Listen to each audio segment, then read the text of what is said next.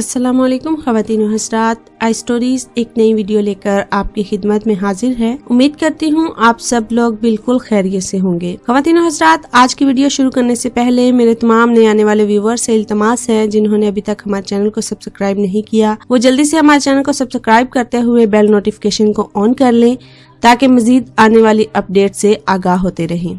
ये एक सच्चा वाकया है कराची के शहर में रहने वाले एक शफीक साहब का और उनकी बेटियों का। उम्मीद है वीडियो आपको पसंद आएगी। ये वाकया हमसे एक दोस्त ने शेयर किया है। वो कहते हैं शफीक साहब एक गरीब घराने से ताल्लुक रखते थे।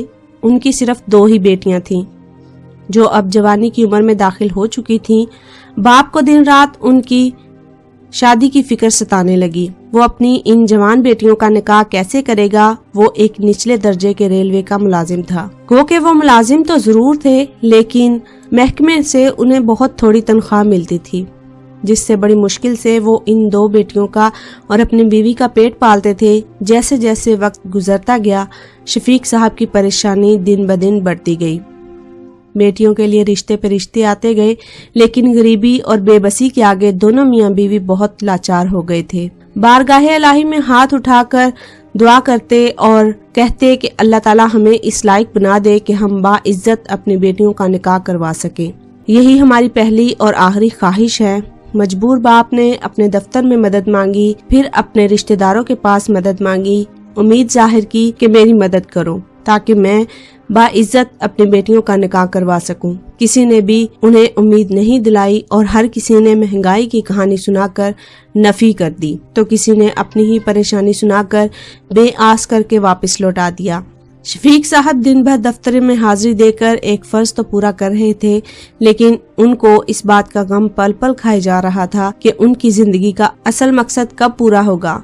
शाम को जब वो घर लौटे तो अपनी नौजवान बेटियों का मासूम चेहरा देखते और आंसू बहाते रहते कि मेरी मासूम बेटियों की किस्मत में खुदा ने न जाने क्या लिखा होगा। बेटियां काफी समझदार थीं। जब वो अपने मजबूर बाप की इस तकलीफ को देखती थी तो वो भी तन्हाई में जाकर अपनी आंखें नम कर लिया करती थी। इंसान वक्त और हालात के सामने मजबूर होता है।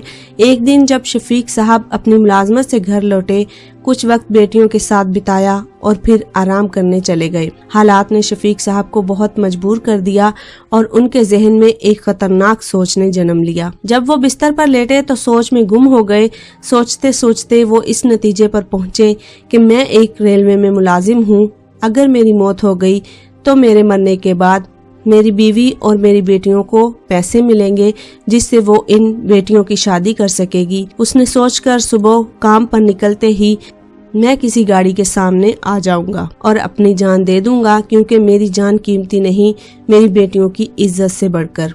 लेकिन उधर बेटियों की सोच में भी एकदम तब्दीली आ गई। वो माँ बाप की इस परेशानी का शिकार होकर रह गई कि आखिर हम अपने माँ बाप पर बोझ बनकर रह गई हैं। रात भर 4 अफराद पर मुश्तमिल ये छोटा सा कुंबा अपनी अपनी सोचों में गुम यही बात सोचता रहा कि आखिर उसे क्या करना चाहिए।